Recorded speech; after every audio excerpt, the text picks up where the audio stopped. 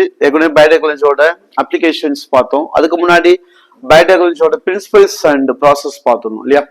So இப்போ இந்த biotechnology அப்ளிகேஷன்ஸ்ல agriculture அந்த அப்ளிகேஷன்ஸ் முடிச்சாச்சு. இப்போ செகண்ட் வந்து பார்த்தீங்கன்னா மெடிக்கல்.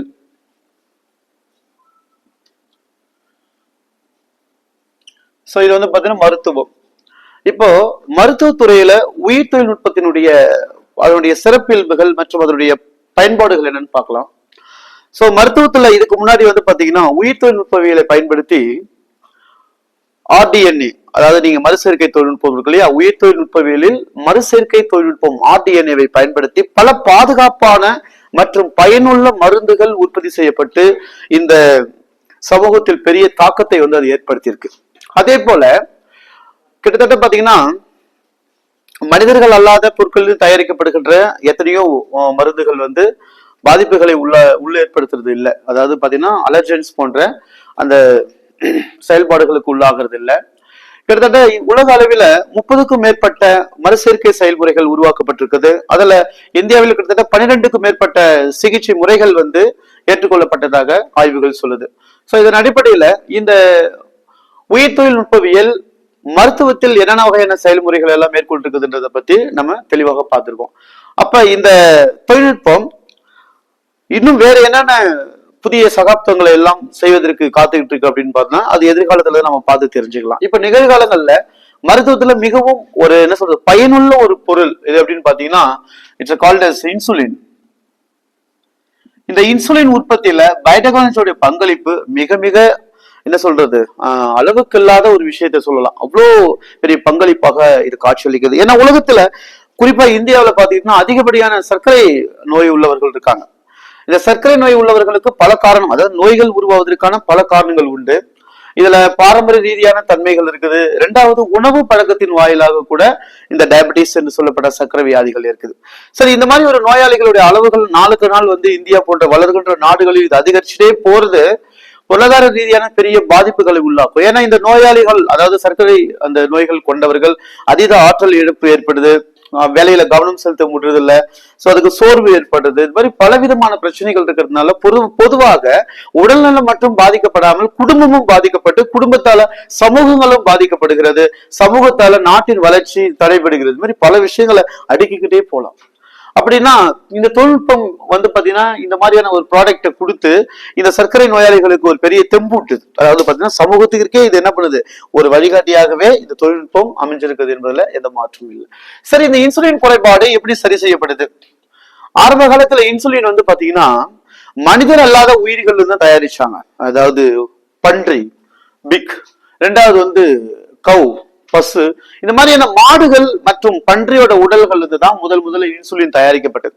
இந்த இன்சுலின் பாதிக்கப்பட்ட மனிதர்களுக்கு உடம்புக்குள்ள செலுத்தப்படும் போது நேரடியாக செலுத்த மாட்டாங்க. இன்சுலினை எடுத்து அதுக்கப்புறம் அதை என்ன பண்ணுவாங்கன்னா பாதுகாப்பான முறையில பிரித்தெடுக்கப்பட்டு அதுக்கப்புறம் தான் மனித உடலை செலுத்துறாங்க. இருந்தாலும் விலங்குகளின் உடலில் உருவாக்கப்படுகின்ற இன்சுலினுக்கும் மனித உடலில் உருவாக்கப்படுகின்ற இன்சுலினுக்கும் ஒரு சில வேறுபாடுகள் இருக்கிறதா கண்டுபிடிச்சாங்க. சோ அந்த இன்சுலின் மனித உடலுக்குள்ள போயிட்டு சில வகையான அலர்ஜென் ரியாக்ஷன்ஸ், ஒவ்வாமை வினைகளை அது தோற்றுவித்து எதிர்ப்பு சக்திகளுக்கு எதிராக செயல்படுறத அதை கண்டுபிடிச்சு அதுக்கப்புறம் அந்த செயல்முறைகளை கைவிடப்பட்டது. பிறகு என்ன பண்ணாங்க அப்படின்னு கேட்டீங்கன்னா, பொதுவா நீங்க இன்சுலினை பார்த்திருப்பீங்க. அது எப்படி இருக்கும் அப்படின்னு பாத்தீங்கன்னா இப்படி கொடுத்துருப்பாங்க ஒரு படம் ஒண்ணு இன்சுலின்ல இல்லையா. இன்சுலின் வந்து இப்படி இருக்கும், இப்படி கூட வச்சுக்கலாம். இப்படி வச்சுக்கலாம். பொதுவா இன்சுலின் வந்து இப்படி ஒரு படமா உங்களுக்கு கொடுத்துருப்பாங்க. இந்த இன்சுலின்ல என்ன இருக்கும் அப்படின்னா ஆல்பா செயின், இன்னொன்னு பீட்டா செயின், ரெண்டு செயின்ஸ் இருக்கும். இந்த ஆல்பாக்கும் பீட்டாக்கும் இடையில ஒரு கனெக்டிவிட்டி இருக்கும். It's called as disulphide bridge அப்படின்னு சொல்லுவாங்க. இத பிரிட்ஜஸ், அதாவது கந்தக பிணைப்புகள் இருக்கும். ஆல்பா செயினுக்கும் பீட்டா செயினுக்கும் இடையே இரட்டை கந்தக பிணைப்புகள் இருக்கும். ஃபார் எக்ஸாம்பிள்ஸ் வந்து இப்படி எடுத்துக்கலாம். இது வந்து பாத்தீங்கன்னா பி, இது வந்து ஏ. சோ இந்த ஏவுக்கும் பிக்கும் வந்து பாத்தீங்கன்னா ஒரு கனெக்டிவிட்டி இருக்கும், எஸ் எஸ் அப்படின்னு கொடுத்துருப்பாங்க. இது டைசல்பைடு பாண்ட் அப்படின்னு சொல்லுவாங்க. இது மாதிரி ஒரு கனெக்டிவிட்டி இருக்கும். சரிங்களா? அப்ப இது வந்து என்ன சார் அப்படின்னு இந்த இடத்துல இதை கொடுத்துருப்பாங்க. இது ஏ, இது பி. ஸோ இது வந்து பேசிக்கா வந்து ஒரு இன்சுலினோட ஸ்ட்ரக்சர். இந்த இன்சுலின் ஸ்ட்ரக்சர்ல வந்து பாத்தீங்கன்னா இதுதான் வந்து பி, இது வந்து ஏ. ஸோ இந்த ஏபிக்கு பக்கத்துல என்ன இருக்குன்னா சி பெப்டைட்னு ஒண்ணு இருக்கு. C peptide.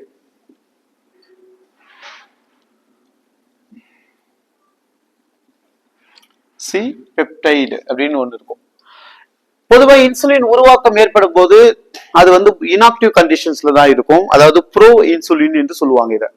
இந்த இன்ஆக்டிவ் கண்டிஷன்ல இருந்து அது ஆக்டிவ் கண்டிஷனுக்கு மாறும் போதுதான், அதாவது மெச்சூர்டா போகும்போது இந்த சி பெப்டைட் ஆனது என்ன பண்ணிடுமா, மறைய தொடங்கிடும், அதாவது அழிஞ்சிடும்.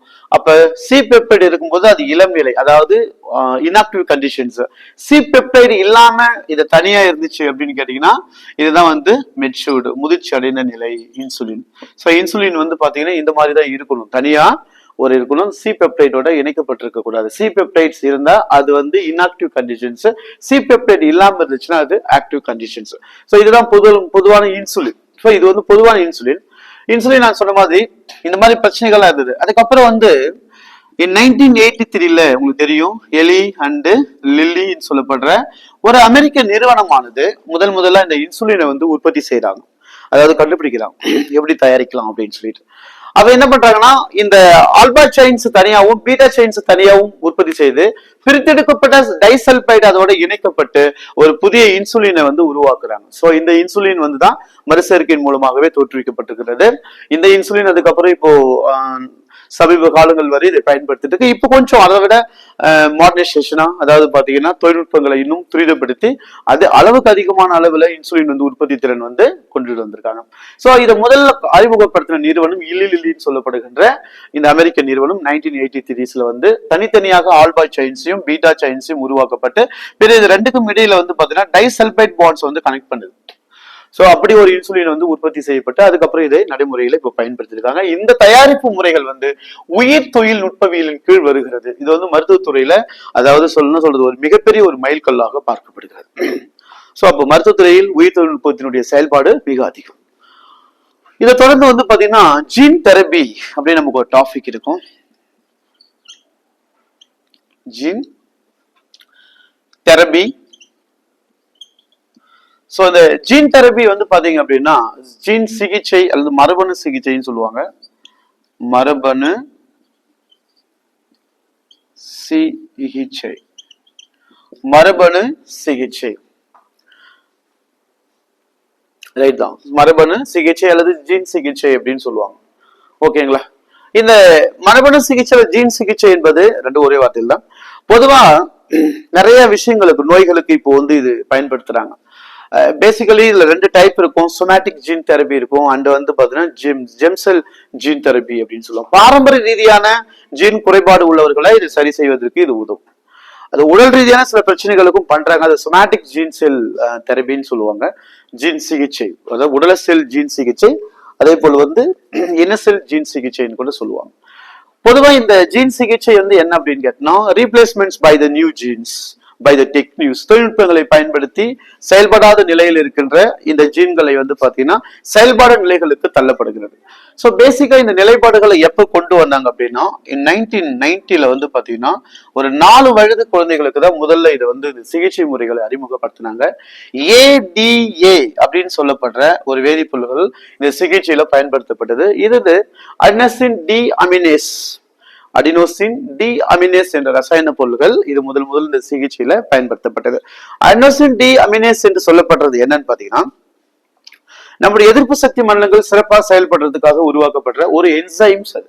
சோ இந்த என்சைம் குறைபாடுகளால வந்து எதிர்ப்பு சக்தி மண்டலங்கள் வந்து பாதிக்கப்படும். இதை சரி செய்வதற்காக இந்த கெமிக்கல்ஸ் வந்து பாடிக்குள்ள இன்சர்ட் பண்ணாங்க. சில நேரங்கள்ல குழந்தைகள்ல போன் மேரோ டிரான்ஸ்பிளான்டேஷன் அப்படின்னு சொல்லப்படுற எலும்பு மச்சை அந்த மாற்று அறுவை சிகிச்சை செய்வதன் மூலமாகவும் இந்த நோயை வந்து குணப்படுத்தலாம் அப்படின்னு சொல்லுவாங்க. இது நீங்க ஸ்கிட் அப்படின்னு நோய் கேள்விப்பட்டிருப்பீங்க, எப்பயாவது கேள்விப்பட்டீங்களா? ஸ்கிட். சோ இது என்னன்னா severe combined immuno deficiency, that is இது வந்து இந்த போன் மேரோ டிரான்ஸ்பிளான்டேஷனுக்கு பயன்படுத்துற ஒரு வகையான எலும்பு மச்சை சார்ந்த குறைபாடு நோய்கள் இது. சோ அப்ப இந்த நோய்கள்ல அந்த அடினோசின் டி அமினேஸ் அப்படின்ற வேதிப்பொருட்களை உள் செலுத்துவதன் மூலமாக இந்த பாரம்பரிய ரீதியான குறைபாடுகளை வந்து என்ன செய்யலாம், சரி செய்யப்படுகிறது அப்படின்னு சொல்லப்படுது. பொதுவா அப்படி இதுக்கு இன்னொரு வழி என்ன இருக்கு அப்படின்னு கேட்டா, பாதிக்கப்பட்ட அந்த நோயாளிகளுடைய உடல்கள்ல ரத்தத்திலிருந்து வெளியிடப்படுகின்ற லிம்போசைட்டுகளை எடுத்து இந்த ஏடிஏ என்று சொல்லும் ரசாயன பொருட்களை இணைச்சு பிறகு அதை வந்து பாத்தீங்கன்னா அவங்க உடலுக்குள்ள மீண்டும் செலுத்துவதன் மூலமாக அந்த எதிர்ப்பாற்றல்களை அவர்கள் பெற முடியும். சோ அது ஒரு குறிப்பிட்ட கால இடைவெளி வரைக்கும் இருக்கும். திரும்பவும் அதே மாதிரி ஒரு செயல்முறை செய்தல் மூலமாக அந்த எதிர்ப்பு சக்திகளை என்ன பண்ண முடியும், ரீடென்ஷன் பண்ண முடியும். எனவே இந்த ஜீன் சிகிச்சை முறையில அப்படின்னு பாத்தீங்க, ஜீன் சிகிச்சை முறை என்பது என்னன்னு கேட்டீங்கன்னா மரபியல் ரீதியாக இருக்கப்படும் குறைபாடுகளை சரி செய்வதற்கான ஒரு சிகிச்சை முறை.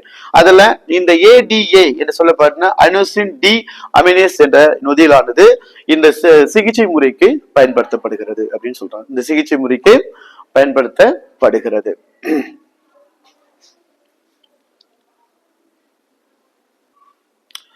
சோ இப்ப இந்த செயல்முறைகள் எல்லாமே வந்து பாத்தீங்கன்னா மருத்துவ ரீதியாக மிக அற்புதமான ஒரு செயல்பாடுகள் இந்த பயோடெக்னாலஜி வந்து நம்ம கொடுத்திருக்காங்க. ஜீன் சிகிச்சை துறைகளிலும் சரி அல்லது மருத்துவத்தில் குறிப்பாக மருந்துகள் தயாரிப்பதிலும் சரி உயிர் தொழில்நுட்பத்தினுடைய பயன்பாடுகள் மிக அதிகம். சோ இதை தொடர்ந்து வந்து மாலிகுலர் டயக்னோசிஸ் அப்படின்னு இருக்கும். மூலக்கூறு அளவிலான கண்டறிதல், that is the detection of any disorder by using the devices, கருவிகளை பயன்படுத்தி மூலக்கூறு அளவிலான கருவிகளை பயன்படுத்தி நோய்களை கண்டறிதல். இப்ப நம்ம ஏற்கனவே சொன்ன ஒரு முறை, இப்ப ஏதாவது ஒரு குற்றவியல் நிகழ்வு நடக்குது அப்படின்னு பாத்தீங்கன்னா அந்த குற்றவியல் நிகழ்வு நடக்கின்ற இடம் பாத்தீங்கன்னா ஏதாவது தடயங்கள் எவிடன்சஸ் விட்டுட்டு போயிடுவாங்க. அது ரொம்ப கிடைக்கப்பட்ட எவிடன்சஸ் ரொம்ப சின்னதா இருக்கலாம், ஒரு ராபரி அந்த மாதிரி வழிப்பறியா இருக்கலாம், இல்லைன்னா வந்து திப்ட் திருடு, சோ ரேப்பிங் கற்பழிப்பு, இந்த மாதிரி ஏதாவது ஒரு குற்றவியல் விஷயங்கள்ல வந்து பாத்தீங்கன்னா இங்க எங்கேயாவது உங்களுக்கு வந்து ஒரு சின்ன தடயம் கிடைச்சிருக்கும். அந்த தடயத்தை வந்து அப்படியே பயன்படுத்தாமல் அதை வந்து பாத்தீங்கன்னா பல்வேறு சோதனைகளுக்கு உட்படுத்துறது, like PCR polymerase chain reaction. So அந்த பாலிமரேஸ் செயின் ரியாக்ஷன்ஸ்ல கொடுக்கும்போது அதை பலதரப்பட்ட அந்த காப்பீஸ் ப்ரொடியூஸ் பண்ணி கொடுக்கும். அதுக்கப்புறம் அது நமக்கு எவ்வளவு ரியாக்ஷன்ஸ் வேணாலும் என்ன பண்ணலாம் பண்ணிக்கலாம். ஏன்னா கிடைக்கிற ஒண்ணு நேரடியாக வினைகளுக்கு உட்படுத்தும் போது அது வந்து அழியறதுக்கான வாய்ப்புகள் நிறைய இருக்கு. அதனால அது என்ன பண்றாங்கன்னா மல்டிபிள் காப்பீஸா மாத்திக்கிறாங்க, நிறைய காப்பீஸா மாத்திருக்காங்க. அந்த காப்பீஸ் வந்து பாத்தீங்கன்னா ஃபர்தர் ரியாக்ஷன்ஸ்க்காக கொண்டுட்டு போறோம். அதுக்கப்புறம் அந்த டிஎன்ஏ ஃபிங்கர் பிரிண்ட்ஸ்குள்ள கொடுக்குறோம். டிஎன்ஏ ஃபிங்கர் பிரிண்ட்ஸ்ல கொடுத்ததுக்கு அப்புறம் சஸ்பெக்ட் பண்ற பர்சனுடைய அந்த ஃபிங்கர் பிரிண்ட்ஸும் ஏற்கனவே அந்த ஸ்பாட்ல கிடைக்கப்பட்டிருக்கிற அந்த ஃபிங்கர் பிரிண்ட்ஸும் வந்து ஒரே மாதிரி இருக்குதுன்னா குற்றவாளிகளை கண்டுபிடிக்கிறதுக்கு ரொம்ப வசதியா இருக்கும். இதுல அடுத்த எக்யூப்மெண்ட்ஸ் வந்து gel electrophoresis, already we seen in the biotechnology process and பிரின்சிபல்ஸ்ல பார்த்தோம். ஸோ அதுல வந்து என்ன இருக்கும்னா இந்த ஜெல்ஸ் வந்து நம்ம ஜெல்ல டிஎன்ஏ ஃபிராக்மெண்ட்ஸ் கொடுக்கறதுனால என்ன ஆகும் அப்படின்னு பார்க்கும்போது சைஸ் வைஸா அந்த ஃபிராக்மெண்ட்ஸ் எல்யூஷன் மெத்தட்ஸ் மூலமா பை யூசிங் த சிவிக் எஃபெக்ட்ஸ்ல சலித்தல் மற்றும் இந்த பரப்பு கவர்ச்சி செயல்முறைகள் காரணமாக டிஎன்ஏ மூலக்கூறுகள் அளவுகளை பொறுத்து அந்த ஜெல் அந்த கருவியில வந்து இடைவெளியோட அந்த இணைக்கப்பட்டிருக்கும். பிரைட் ஆரஞ்சுல இருக்கும் நம்ம பார்த்தோம் இல்லையா. சோ அப்ப அந்த மாதிரி ஒரு ஜெல் எலக்ட்ரோஃபோரசிஸும் இதுல பயன்படுத்துவாங்க, இந்த மாலிகுலர் டயக்னோசிஸ்ல யூஸ் பண்றாங்க. இதுல வந்து இன்னும் சில எக்யூப்மெண்ட்ஸ் வந்து எலைசா இருக்கும், என்சைம் லிங்க்டு சார்பண்ட் அசே நீங்க கேள்விப்பட்டிருப்பீங்க.